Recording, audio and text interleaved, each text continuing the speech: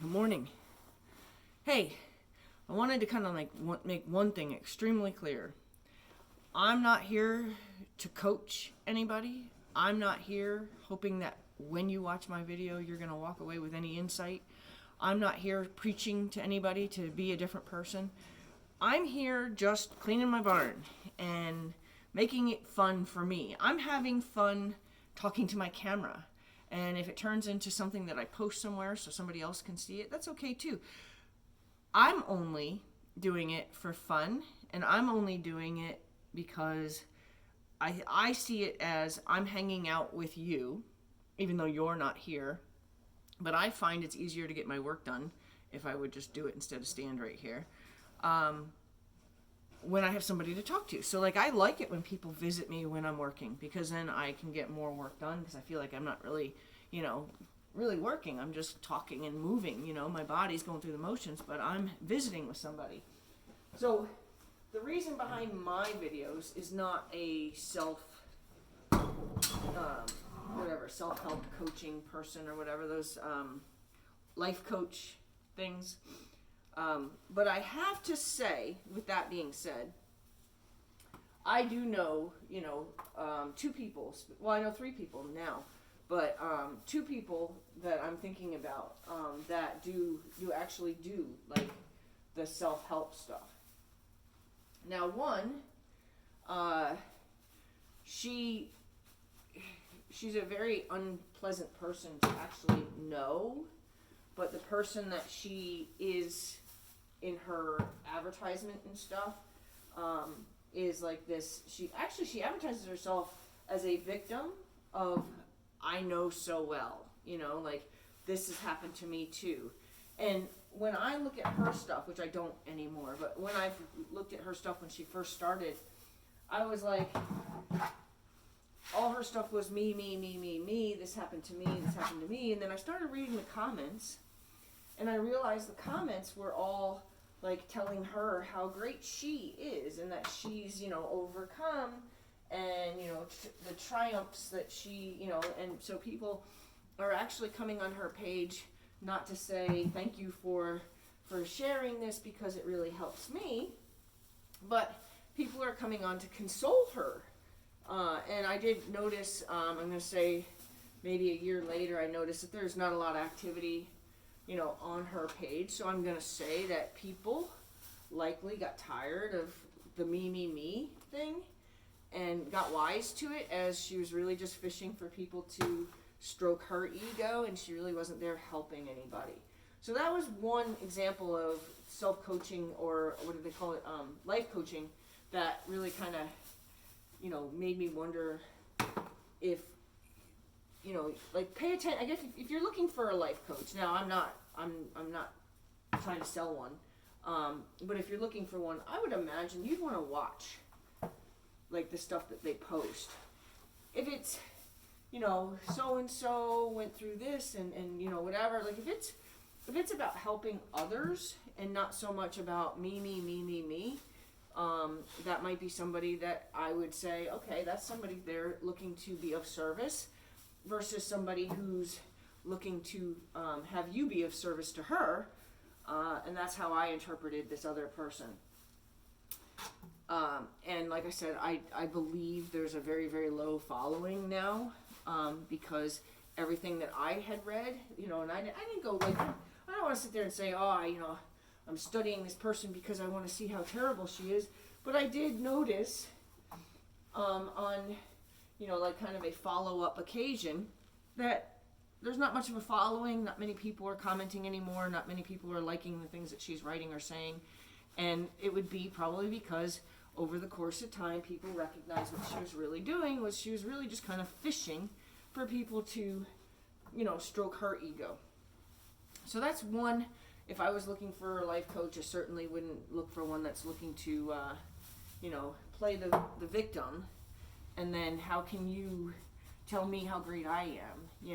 Tell me how wonderful I am. 'Cause it was like there was a steady stream of, oh, you're so great, and oh, I'm so glad you survived that. And I'm not saying that we don't become coaches. Not me. Sorry. That people don't become coaches out of life experiences that brought them to a point to where they thought they could share the wisdom that they gained as a result of something that they suffered. I'm not saying that at all. I think some of the best coaches like Tony Robbins or, Lewis House, they all have, backgrounds that don't necessarily depict the best family life. And, and they have the ability to have compassion for those who can't get out of their own way, and that they might be instrumental in helping you get out of your own way through their coaching because they understand. I'm not saying that those types of having, backgrounds like that don't make sense. I mean, some of the best horse trainers are horse trainers that, were extremely abused by their parents. Monty Roberts, Buck Brenneman, they were abused by their fathers. Abused, like terribly abused. And yet, they're magical with horses.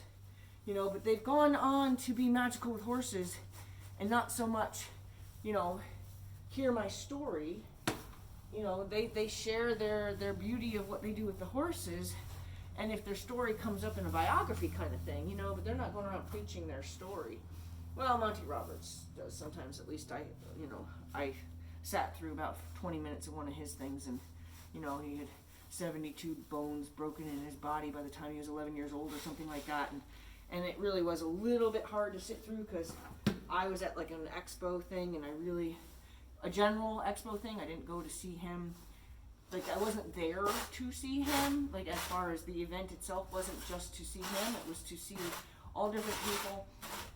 So when that was like kind of the 20-minute opening, I left before I think he did much. I think maybe he did a little bit of something with a horse, probably 5 minutes of activity with a horse, and I was done because he'd already burned me out on his, sad story. And I'm not saying his story isn't worth telling, just saying, in that case, he used that as a sympathy thing or whatever. I'm not sure what he used it for, but anyway, that's not what I'm even getting at. So now here's the other type, okay? The type that's trying to boost you to feel better about you. This is another girl that I see her on Instagram, and I know her. I've met her. I've worked with her and like her, but her videos that she does are, trying to say how, empower you, love you, blah, blah, blah. But there's, hair flipping and, this kind of stuff. Well, a lot of people who suffer from self-esteem, it started at a very young age. And if it started at a very young age, you weren't likely a cheerleader. You weren't likely, the kid in school. You weren't likely the most popular kid in school if you had self-esteem issues. You weren't likely, really sitting at any cool kid table in school. See, I go back to our childhoods because I think everything goes back to our childhoods. But what I'm getting at about that is, to me, she resembles a cheerleader. Now, if you were a kid who suffered with self-esteem, you kind of resented the cheerleaders. You kind of didn't like the cheerleaders because they were the cool kids, they were the popular kids, they were the kids that could kind of do no wrong and everybody liked them. They were, so to have a cheerleader, quote unquote, be your life coach seems almost challenging. So I don't think, for me, if I was looking for a life coach, I loved the cheerleaders in my school, don't get me wrong, but what I'm saying is I wouldn't seek out a cheerleader to help me feel better about me. Because honestly, I think cheerleaders, when it comes to their peers, cheerleaders are probably one of the more disliked by the kids who suffer from self-esteem issues. The cheerleaders, I think, are actually serve completely the opposite purpose on their peer base, because a lot of kids who, wish they felt that way don't feel that way, and they resent cheerleaders for the way they get to live. So like this particular person, no way would I've never even hit the volume. You know how on Instagram you have to like push it to say I'd like to hear what that's all about. I've never even hit the volume, because sometimes she even puts up, where it writes across the screen, and I'll like read just a little bit of whatever she wrote, which is like, you are beautiful or whatever, and I'm just like, well, you actually are. She's a beautiful girl. You actually are beautiful. So you flipping your hair around and making everybody almost feel bad about themselves because you are much prettier than the people you're trying to tell should think they're pretty. I'm not saying somebody has to be ugly to be a good life coach, but I think somebody has to not say it's important to have all your makeup on, to not say it's important to have your hair all beautiful and able to be flipped from side to side, to be a good human being, to be worthy of whatever, attention you believe you should be worthy of. I think surrounding yourself with people who like you for you starts with you, of course. Like, I like me. I'm doing this with you only because, like I said, it's fun. I like me. I can sit in here without the camera playing and talk to myself all morning long and enjoy my own company. I can think of something or come up with something out loud and crack myself up, and I can end up reflecting on that 10 times in the time that I'm in my barn working, and I can make myself laugh each time because of something funny I said to me. Okay, like when people say, could you, you see those, what do you call it? Those things across Facebook or whatever that say, could you live in this cabin with no phone, no computer, no whatever for, 30 days? Could you do that or whatever, 6 months? Like, absolutely. Like, I always thought to myself, and I hope I never end up in whatever, what is that? In jail, okay? The isolation chamber or whatever in jail where, like they're not allowed to be exposed to the general public or come out of, I don't know what that's called. But anyway, like where the person's never out of their box.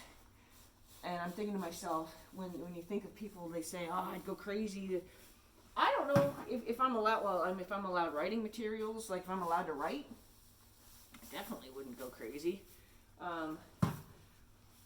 I like being by myself. I like being alone. I like, that quiet time. I always thought to myself, wow, if I would try to get put in the, so that I was always out of Gen Pop. And, look at me, I'm using, like, terms that you hear on TV, like Gen Pop, general population.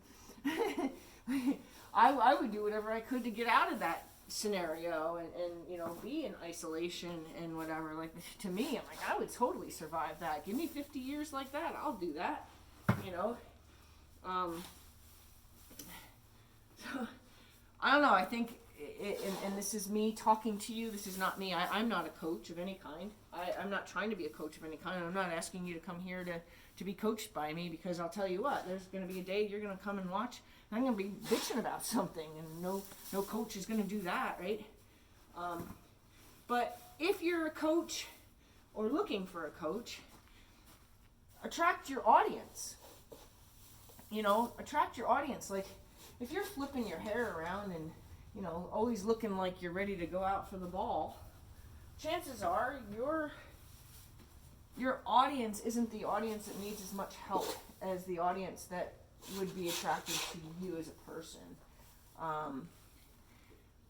I wouldn't, either person. Like the one girl, she she talks about being true to yourself and being real and true and whatever.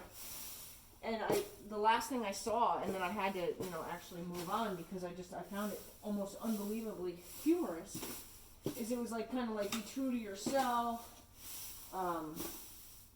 be real to yourself, be true to yourself, etc., etc. Or it was something about being real and being true. And I'm thinking to myself, like, I know the girl, unfortunately, well, and I'm like, okay, let's see, your hair is not real.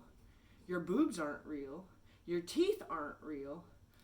There's like nothing real about you. Even your background's not real. She tells people she has a psychology background. Your background's not even real. You were an accountant. You went to school for accounting. And I'm like, wow, like there's nothing about you that's real and you're preaching be real. I don't know if you look at me, there ain't nothing less than real here. And all I do in my life is I look for a positive thing. Like, I can find something positive about every negative experience. When I see somebody pull out in front of me and only drive 15 miles an hour, instead of being mad that that person had the balls to pull out in front of me and slow me down, I think that poor little old lady probably sat at that stop sign for 20 minutes before she finally got the balls to pull out onto the road at all. And now that she's on the road, she's scared to death. And you know why she's driving? Because she's not in a home, or her family's not nearby to help her, or nobody helps her, and she's got to go get milk and eggs. I think of all of that before I get mad at the person that just pulled out in front of me. I care that maybe that person's not having a good day. I care. Have you ever like been driving down the road and like, oh my God, I just missed my turn. What am I thinking? Why? Because maybe you just came from the vet and just had your dog put down. You know, we don't know what's going on in other people's lives. So I can always find a way to make myself feel better about what something might be happening to somebody else, and that maybe they deserve a little compassion. And that makes my day so much better. Like, that makes me not, I always call energy like a shaken soda. And have you ever like shaken a soda so hard that no matter how gently you try to twist that cap, it's going to go all down the soda, right?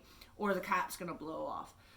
No matter how hard you shook it, right? There's no gentle way to release any of that energy because you've just got it to. I don't like how that feels. I've felt that way a couple times in my life, and I know how dangerous I am. I remember hurting somebody, and I remember while I was hurting that person, I didn't know why I became like two people. I didn't know why I kept swinging. The person's down. I have a weapon, and I don't know why I've kept swinging. But I was aware of myself still swinging because it was so adrenaline driven. I don't ever want to feel like that again. I don't ever want to walk away from that going, why the hell didn't I stop? Like, I took the guy down in one shot. Why didn't I stop? Why did I then get on top and just beat the crap out of the guy? Why did I do that? I don't know. But I never, ever want to feel like that again. I never want to feel like that again. That's the scariest feeling. It was triggered by fear. My adrenaline was a fear-based adrenaline. But the continued abuse that I inflicted was also it was triggered by fear. It was driven by fear. And then I had no control. Like, there is a level, there is a space there that is insanity. I had no control. So I never want to feel like that. I never want to feel that kind of rage. I never want somebody pulling out in front of me to cause me to tense up and mash on the gas and get right up on their tail, you know, because if it is a little old lady who's scared to death about having to still do all these things that she can't really do anymore, you're going to make her scared more. You're going to maybe even make her slam on her brakes because she's frightened, not because she's trying to be a jerk. Or a student. I know a person my age, a little bit older maybe, but my age basically, who's afraid to drive on highways.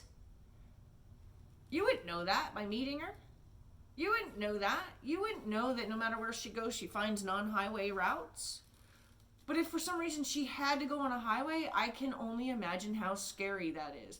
And then to imagine how scary that is, and then to have her not maybe keeping up with the cars in front of her, and a big tractor trailer behind her has decided she's just being an asshole, and then, you know, riding her ass, and all she can see is grill in her rearview mirror, she might panic. She might panic and hit the brake because she's scared. that tractor trailer might think she's being an asshole and might do something even more dangerous to get even with her for brake checking him. I don't know. I think if we all just took the time to chill, find positive things, find compassionate things to explain what's going on in our worlds, I think our world would be so much better. I have no idea. It was kind of a fun little rabbit hole. And I stopped working, so I better turn this off. But yeah, I have a tendency to go. Sometimes I'll be in a stall, and my train of thought will be like, we're stopping at this station, and then, oh yeah, we're gonna go this way, and we're gonna stop at this station. And we're gonna, where my train's zigzagging all over the place, and I'll actually catch myself go, how the hell did what I started to talk about end up here? But I better get off because it's the last stop.